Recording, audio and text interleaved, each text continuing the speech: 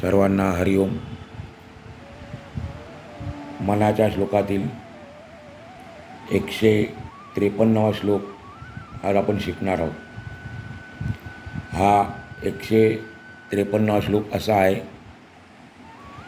नवे पिंड ज्ञाने नवे तत्वज्ञाने समाधान काही नवे तान माने नवे योग यागे नवे भोग त्यागे समाधान ते सज्जनाचे नियोगे.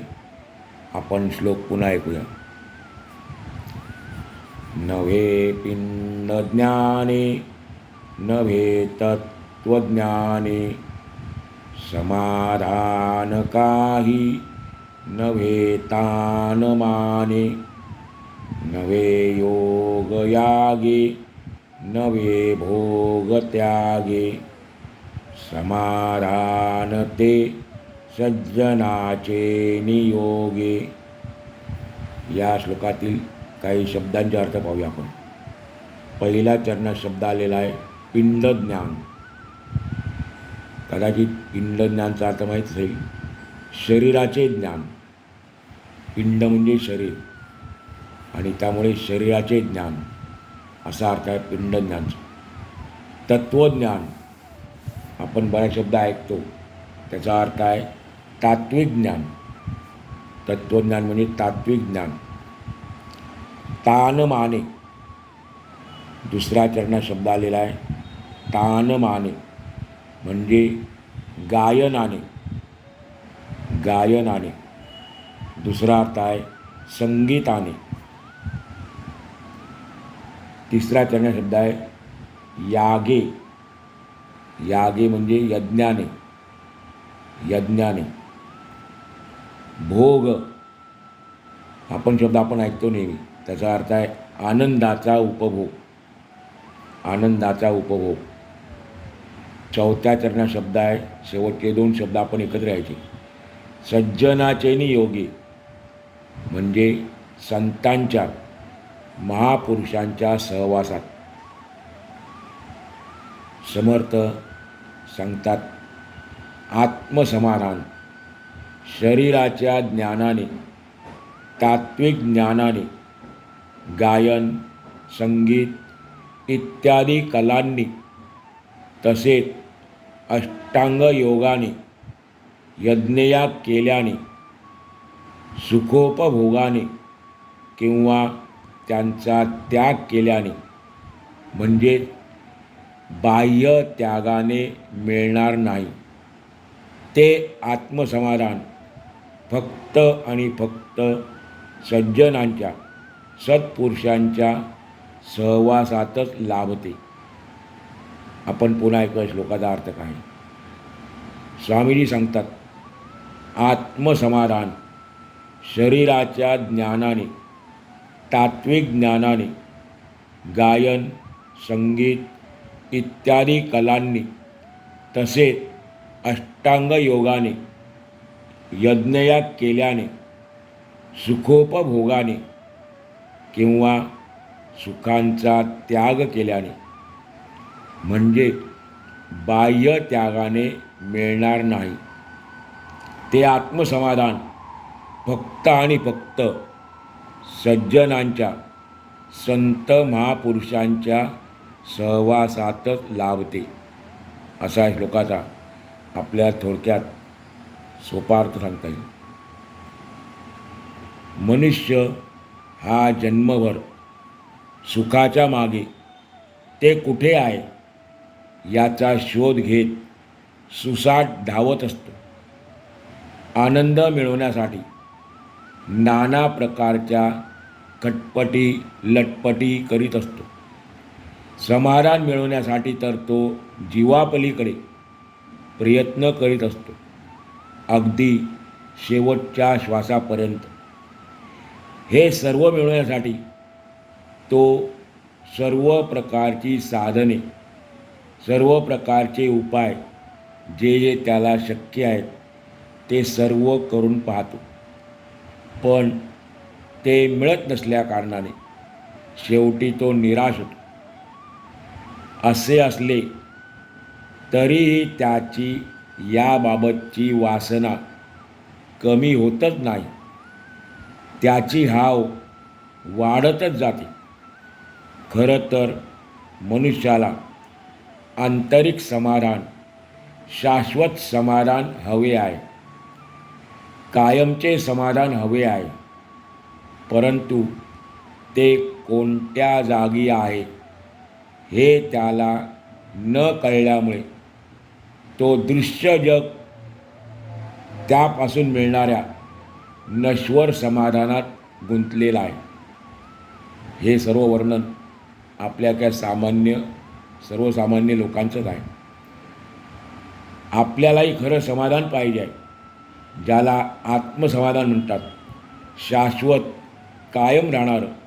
पण ते कोणत्या जागी आहे हे आपल्याला देखील न कळल्यामुळे आपण काय करतो, दृश्य जगतापासून मिळणाऱ्या नश्वर सुखामध्ये गुंतून जातो. प्रस्तुत श्लोकातून समर्थ आपल्याला पहिल्या 3 चरणातून आपण ज्या ठिकाणी समाधान शोधायला जातो पण ते मिळत नाही अशी 7 ठिकाणं सांगत आहेत. आणि अंतिम चरणातून ते शाश्वत समाधान कोणत्या एकाच ठिकाणी आहे ते सांगत आहेत. आत्मज्ञान, ब्रह्मस्थिती प्राप्त होणे म्हणजे आत्मसमाधान लाभणे होय. मागच्या श्लोकात आपण पाहिले की ब्रह्म ही गोष्ट शब्दात किंवा वर्तनात सापडणार नाही. आणि त्या अगोदरच्या श्लोकामध्ये समर्थ म्हणाले होते की ब्रह्मस्थिती प्राप्तीचा प्रवास हा साधू संतांमुळे, सत्संगतीमुळे सुकर होतो, म्हणजेच सोपा होतो. आणि हीच गोष्ट स्वामीजींनी या श्लोकातून, शेवटच्या चरणातून एका वेगळ्या संदर्भात, पुन्हा एका वेगळ्या दृष्टिकोनातून आपल्याला सांगितलेली आहे. शाश्वत समाधान, आत्मसमाधान कोठे प्राप्त होणार? स्वामीजी सांगतात, समाधान ते सज्जनाचे नियोगे. समाधान, आत्मसमाधान, सद्वस्तूची प्राप्ती, परमतत्वाची ओळख आपल्याला फक्त सज्जनांच्या सहवासातच होणार. या श्लोकाच्या पहिल्या 3 चरणातून समाधान म्हणजे ब्रह्मस्थिती शब्द असे कठीण वाटतात, परंतु त्याचं सोपं नाव समाधान आहे. आणि ते बाह्य समाधान नाही तर आत्मिक समाधान आहे. तर ही ब्रह्मस्थिती कोणत्या मार्गांनी सापडू शकणार नाही याबाबतची यादी या पहिल्या 3 चरणातून दिली आहे. आणि त्या यादीमध्ये एकूण 7 मार्ग नाकारले आहेत. ते 7 मार्ग असे आहेत. पहिला म्हणजे पिंडज्ञान, म्हणजे शरीराचे ज्ञान. दुसरं तत्त्वज्ञान, म्हणजे तात्विक ज्ञान. 3 तानमान, म्हणजे गायनाने, नादस्वराने. 4था योगमार्ग. 5वा आहे याग, म्हणजे यज्ञ. 6वा भोग, म्हणजे आनंदाचा उपभोग. आणि 7वा मार्ग त्याग. या 7ही मार्गाने आपल्याला गेल्यानंतर ब्रह्मस्थिती प्राप्त होणार नाही, समाधान प्राप्त होणार नाही. तर हे जे 7 मार्ग आहेत त्याचा आपण आता थोडक्यात विचार करूया.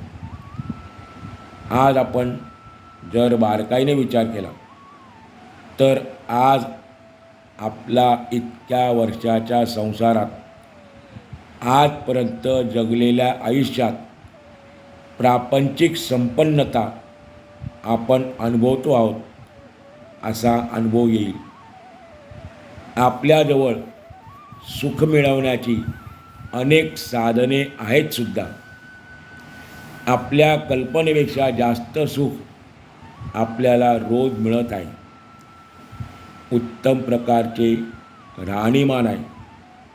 मनोरंजनाची सर्व प्रकारची साधने आहेत. घर बसल्या आपल्याला सर्व गोष्टी मिळू शकतात, किंबहुना मिळतच आहेत. परंतु एवढे सर्व असूनही आपली अवस्था ही सतत भिरभिरणाऱ्या माशीसारखी झाली आहे. आपण प्राप्त परिस्थितीत सुख समाधान मिळवू शकत नसल्याने आपल्याला जी परिस्थिती सध्या प्राप्त झालेली आहे, पण आपल्याला त्या प्राप्त परिस्थितीमध्ये समाधान मिळत नसल्याकारणाने आपण ते समाधान या गोष्टीत मिळेल, त्या गोष्टीत सापडेल, आज सापडेल, उद्या सापडेल या भावनेने भिरभिरत्या नजरेने समाधानाचा शोध घेत आहोत. आपण भौतिक जीवनात दृश्य जगताच्या आधारे वस्तूंच्या माध्यमातून समाधान शोधत आहोत. कधीकधी गीता वाचल्यानंतर त्यातल्या तत्त्वज्ञानाप्रमाणे आपल्याला असे वाटते की मनुष्य जर कर्मामध्ये रत झाला तर आपले कर्मच आपला परमार्थ होईल. गीतेचं तत्त्वज्ञान, कर्मामध्ये जर मनुष्य रत झाला तर आपले कर्मच आपला परमार्थ होईल. कर्ममार्गाने परमार्थ साध्य होईल हे सत्य आहे. कर्मयोग हा कर्म करायला शिकवतो हे खरे, पण त्याचबरोबर कर्मफळाची आसक्ती तोडायला सुद्धा शिकवतो. कर्मयोग आपल्याला कर्मफळाची आसक्ती तोडायला सुद्धा शिकवतो. पण आपली कर्म केल्यानंतर फळाची आसक्ती काही केल्या सुटत नाही.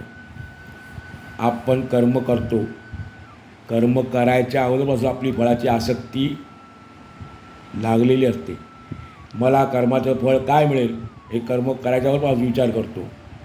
आणि म्हणून आपण कितीही मनोभावे कर्म केले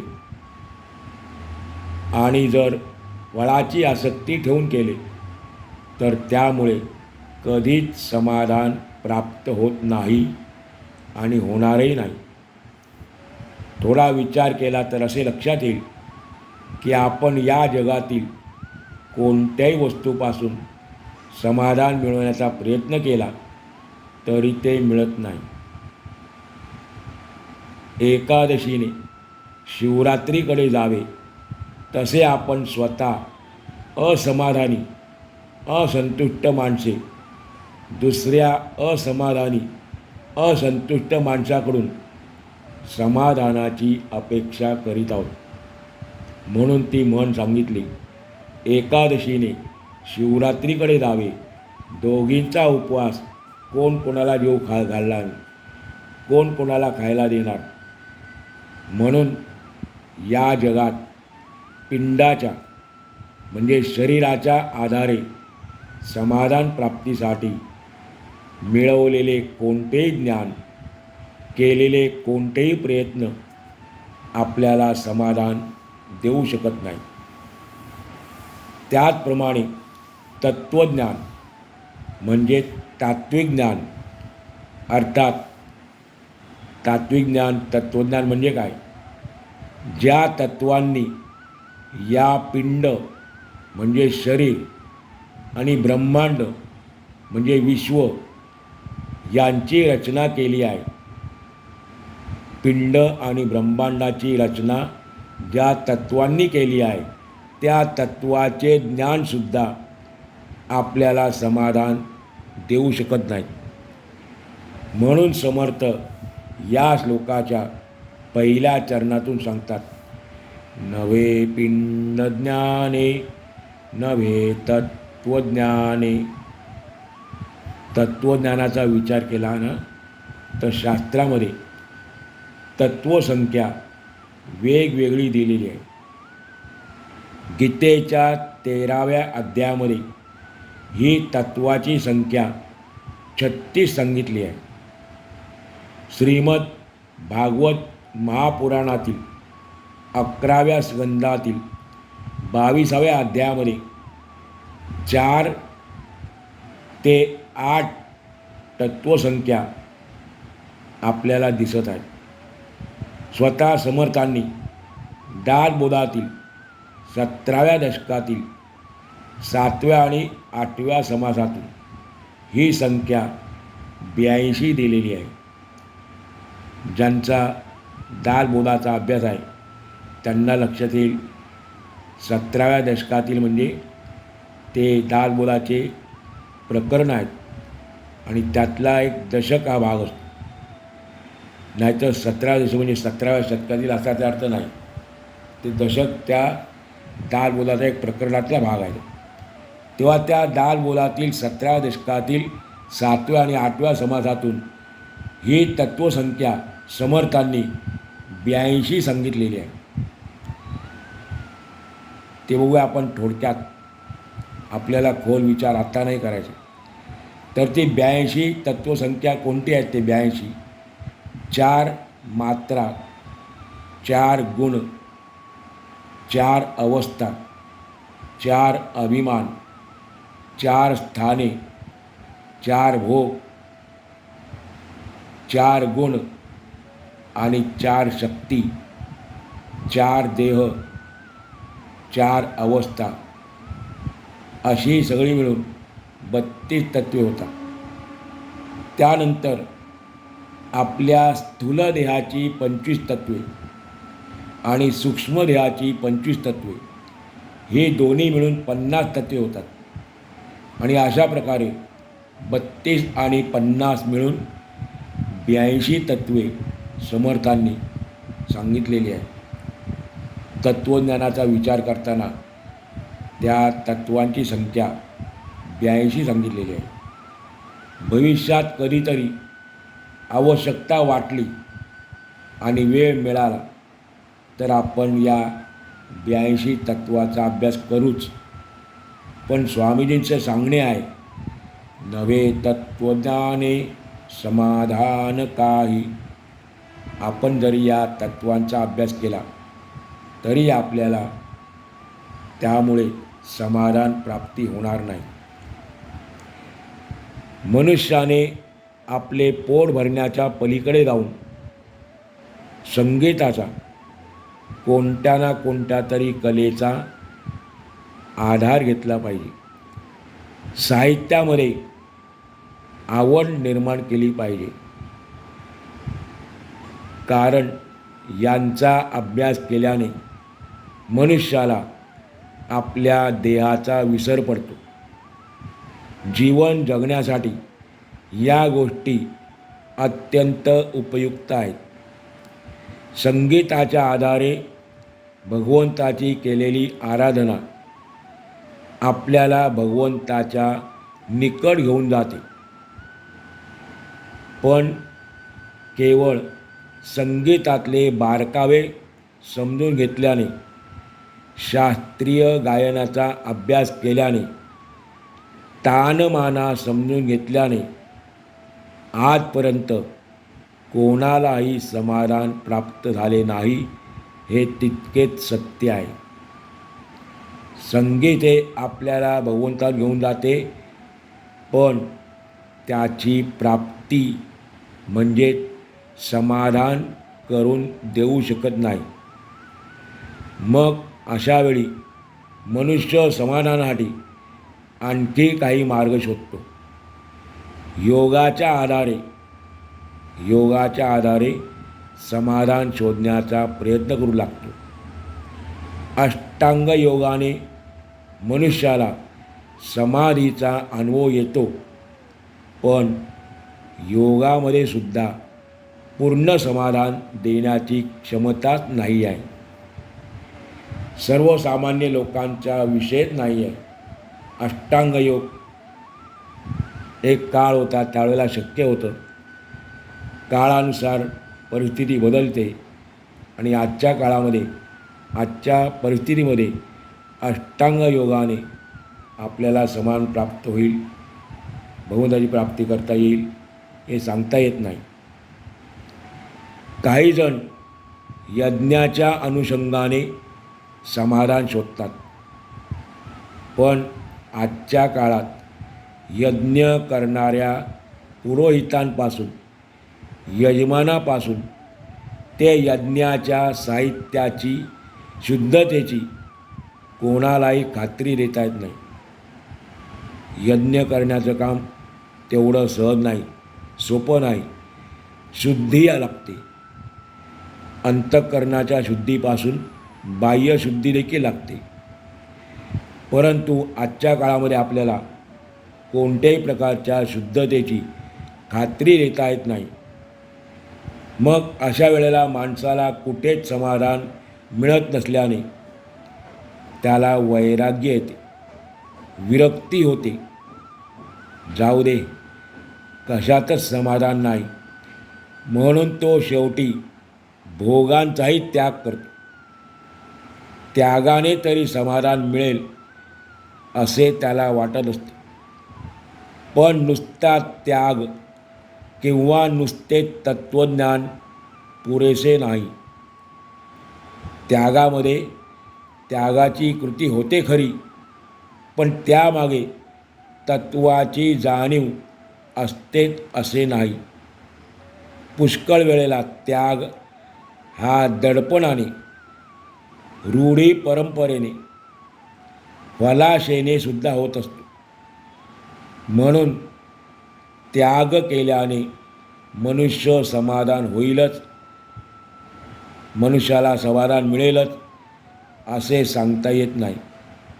म्हणून समर्थ सांगतात, नवे यज्ञयागे नवे भोग त्यागे. म्हणून पुढच्या चरणात समर्थ समाधानाचे निश्चित ठिकाण सांगतात.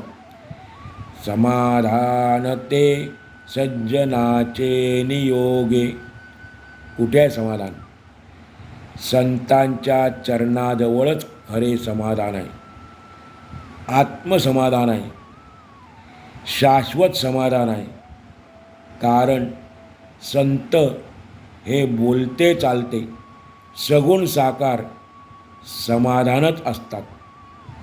संतांच्या, सद्गुरूंच्या सहवासात, त्यांच्याशी झालेल्या भेटीमध्ये, त्यांच्याशी झालेल्या संवादामध्ये, त्यांनी दिलेल्या साधनेचे निरंतर अनुष्ठान करण्यामध्येच आणि त्यांनी दिलेल्या भगवंताच्या नामाच्या चिंतनामध्येच खरे समाधान अर्थात आत्मसमाधान आहे.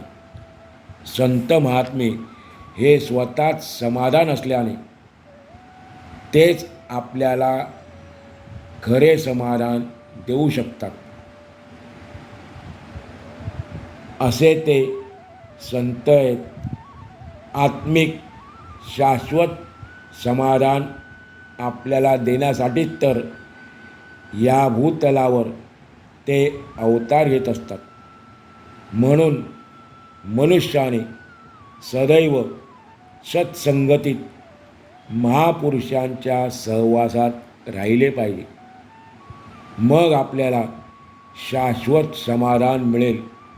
म्हणजेच आपल्याला त्या सद्वस्तूची, परमात्मतत्वाची, परात्पर परब्रह्माची प्राप्ती होईल, यात शंकाच नाही.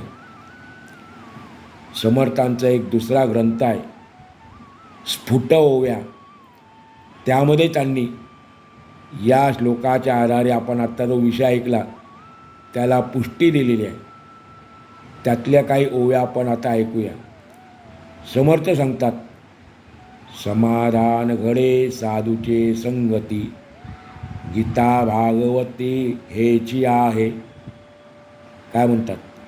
समाधान घडे साधूचे संगती, गीता भागवती हेची आहे. म्हणजे गीता भागवत हे आपल्या हिंदू धर्माचे दोन महान ग्रंथ आहेत. भगवद्गीता आणि भागवत महापुराण. या दोन्ही ग्रंथातून हेच सांगितलेले आहे की साधूचे संगती समाधान घडे. पुढे म्हणतात समर्थ, हेची आहे सार जाणावे साचार, करावा विचार शाश्वताचा. संतांच्या संगतीचं समाधान आहे, हेच एकमेव सार आहे, हेच एकमेव साचार आहे. आणि आपण या शाश्वत गोष्टीचा आपल्या मनामध्ये सतत विचार केला पाहिजे. पुढे सांगतात समर्थ, संत संगे देव पाविजे तत्वता, शास्त्रे धांडोळीता आढळेना. आपण अनेक शास्त्रांचा अभ्यास केला, त्यांचा झाडा घेतला, तरी आपल्याला त्या ठिकाणी समाधान प्राप्त होणार नाही. त्यामध्ये भगवंताची प्राप्ती होणार नाही. मग कुठे होणार? संत संगे देव पाविजे तत्वता. पुढे समर्थ आपला अनुभव सांगतात, साधू संत ज्ञान रामदासी झाले, शरीर लागले भक्तिमंते. साधू संतांच्या सहवासात रामदासांना ज्ञान प्राप्त झाले. साधू संत ज्ञान रामदासी झाले म्हणजे काय?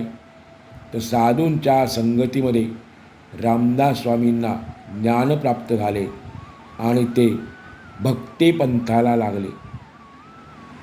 पूर्ण श्लोकाचा एका वाक्यात सारांश म्हणजे समाधानासाठी किंबहुना आत्मसमाधानासाठी आपण साधू संतांची शरणागती पत्करली पाहिजे, त्यांचा सहवासात राहिलं पाहिजे.